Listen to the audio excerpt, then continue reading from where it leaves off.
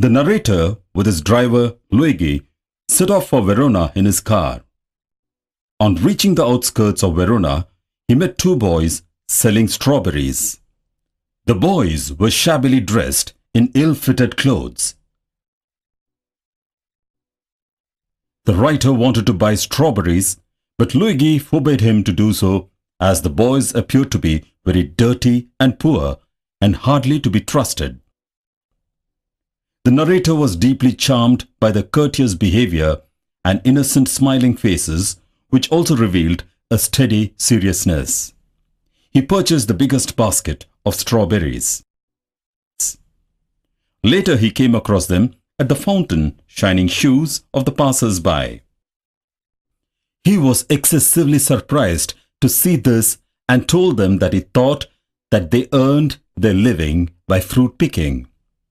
The narrator came to know about the different jobs which they used to perform for earning money, like selling fruits, shining shoes, hawking newspapers, acting as guides for the tourists, and so on. They did many jobs for the writer also, like bringing American cigarette packs, opera tickets, and informing him about good restaurants. The writer was very much impressed by their willingness to work. To the utter surprise of the writer, one windy night, he came across them in the square, which appeared to be deserted. Nicola was sitting with a bundle of newspapers and looked very tired. Jacopo was sleeping with his head reclined upon the shoulder of his elder brother. Nicola told the writer that they were waiting for the last bus from Padua, as they wanted to sell the newspapers to the passengers. The writer could not help asking them what they did with their money, because they spent it neither on clothes nor on good food. He also acquainted them with his guess that he thought they saved money for going to America. But he was told by Nicola that they had other plans. He did not seem to share his secret plans with the writer. He informed the boys that he wanted to do something for them before his departure on Monday. Nicola shook his head in the negative, but Jacopo quickly retorted that it would be very kind of him if he sent them in his car to Poleta, 30 kilometers from Verona, where they went every Sunday on hired bicycles. Nicola looked at him angrily.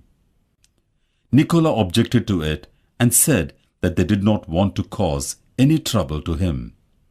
The writer told them that it would not be a trouble for him. Next day, they set off to Poleta and reached a large red-roofed villa. It was unbelievable for the writer. The boys rushed inside, leaving the writer outside. For some time he waited for them and rang the bell at the door, which was answered by a woman in the uniform of a nurse.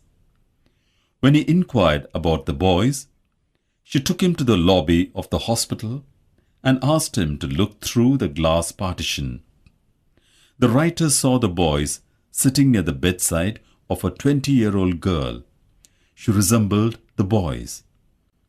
The nurse told the writer that she was Lucia, the only sister of the boys. The writer refused to go inside to meet Lucia, but he requested the nurse to tell him about their family. Through the nurse, the writer came to know that they belonged to a very cultured family that lived comfortably and happily before the war destroyed their house and killed their father, a famous singer. Lucia was also trained to become a singer. The war exposed them to starvation and miseries. Lucia developed tuberculosis of the spine. She was admitted to the hospital by her brothers, who paid off hospital dues regularly. The nurse also appreciated the boys for working very hard during the time when jobs were very scarce. The writer also praised them. Later on, when they were returning, he did not let them know that he knew their secret plans. The writer saw seeds of new hope for better and nobler humanity in their selfless actions.